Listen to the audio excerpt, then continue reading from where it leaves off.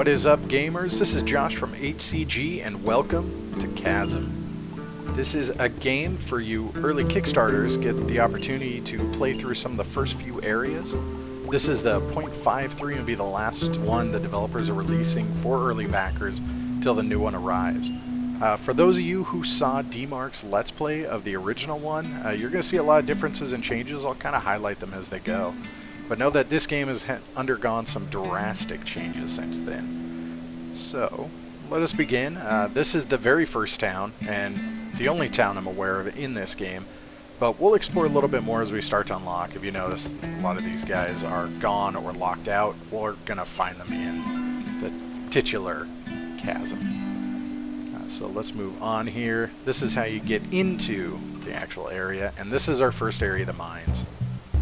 First thing you're going to notice is this game is a side-scrolling platformer.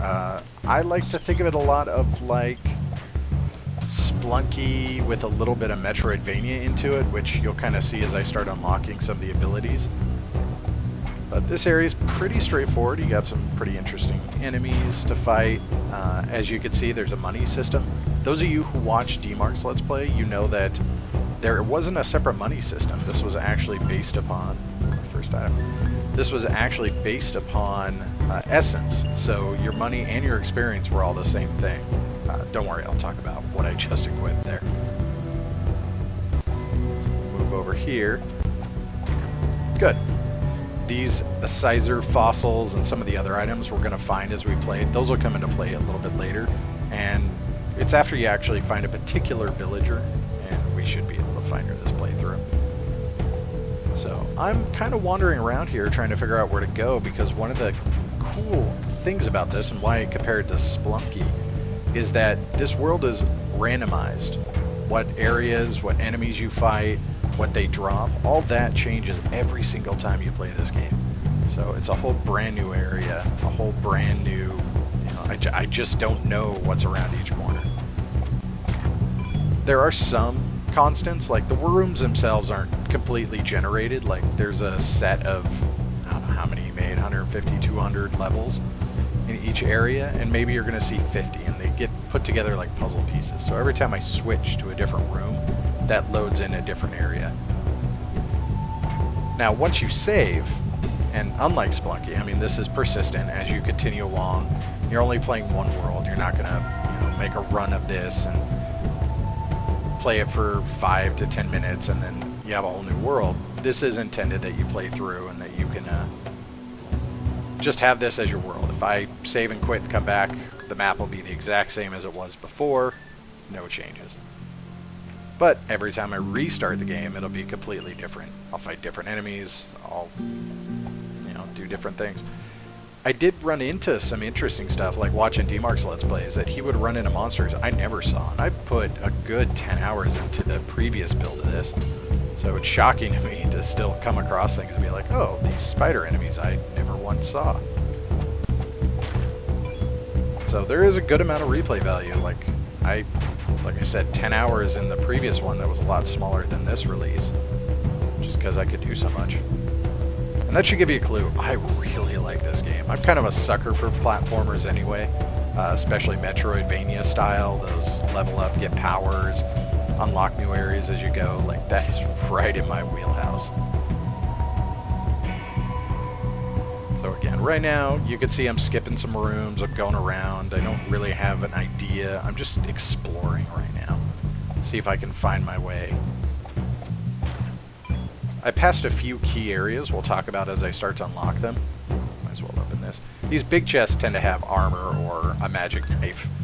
One of my first spells I'll get in the game. So, similar to Castlevania, you have sub-weapons that you can equip, and this is very much the dagger from Castlevania.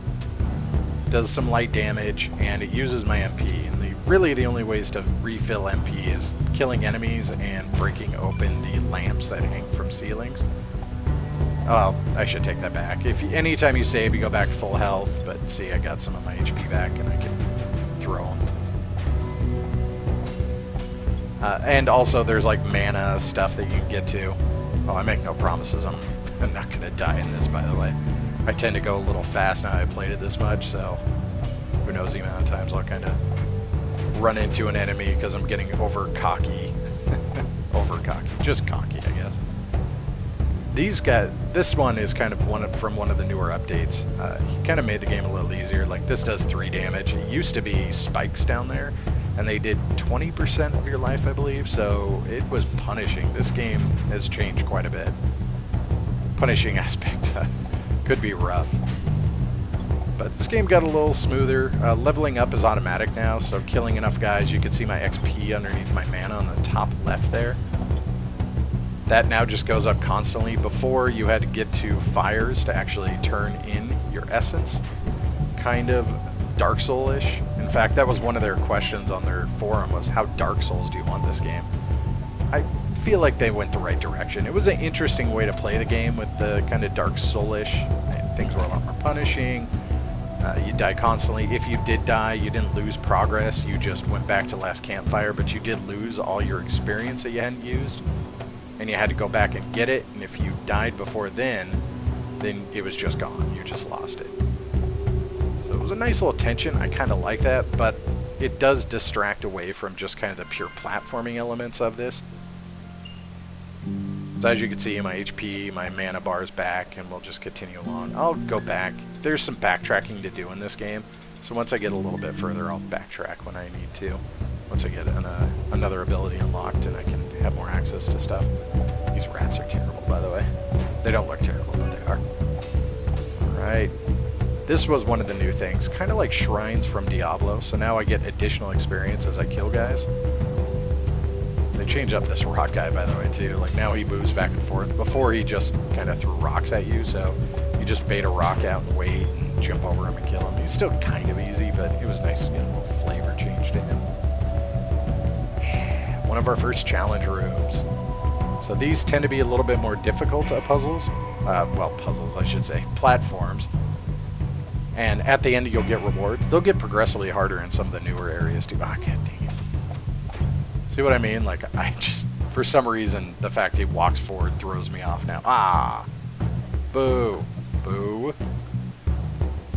It's, you know, first time playing platform. Right? Right?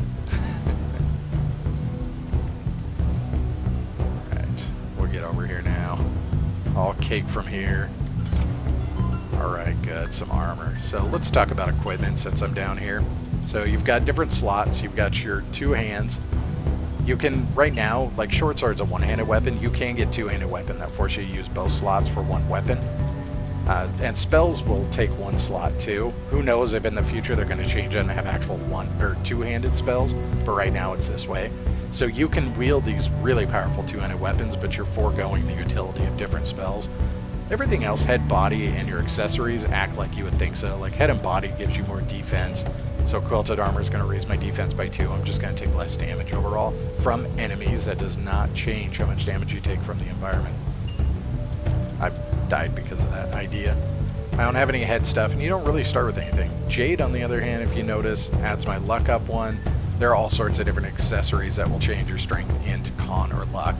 And they're going to act like you think. Strength does damage, int is your mana, con is your HP, and luck is your drop rate.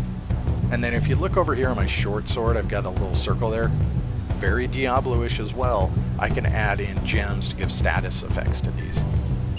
Inventory, journal, we'll go over those when it becomes relevant.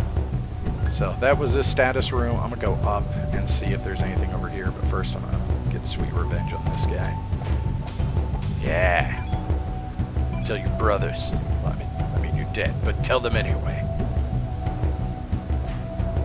These guys, every time I get hit by those little silkworms, I feel a pang of shame because they just sit there. And they do decent damage when they hit you, but you just kind of go like, oh, precious, I'll do a little bit. Ding! Alright, we're leveled up. We're going to head back and kind of see what we find here. So I still haven't found, there's some key abilities that we'll get throughout the game. Once I come up to them, we'll talk about what they do. And they give you some additional movement actions for the most part, which is nice. You can, as you get used to this game, it lets you get through some of these earlier areas even faster. I'm also a big fan of the jump attacks. which is a holdover from Castlevania. And you can angle down your sword attacks too, which I thought was cool. Nice little touch. It used to be incredibly important. Alright, good. Let's take this guy on. Welcome to our first boss room. The Cave Troll. This guy has a few patterns. Actually, I think specifically 2. So he's got this one where he'll hit the ground, those shockwaves will do damage to you. And this is his other one, he'll slam down.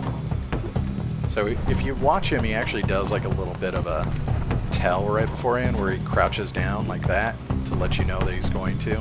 So this fight's not too bad once you get that down, but he can do some massive damage quick. And done. 1 cave troll defeated. Let's head on to this area over here, which should lead us into the gardens. And we'll call it good for this episode. You guys can come back for episode 2, and we'll do some even cooler stuff. But first, let's check out this area. I love the gardens. In the previous patch, if you watched D-Mark's Let's Play, the gardens was as far as they let us go. So we just got a hint of it, but look at that. What a change from the mines from before. It's beautiful, it's green.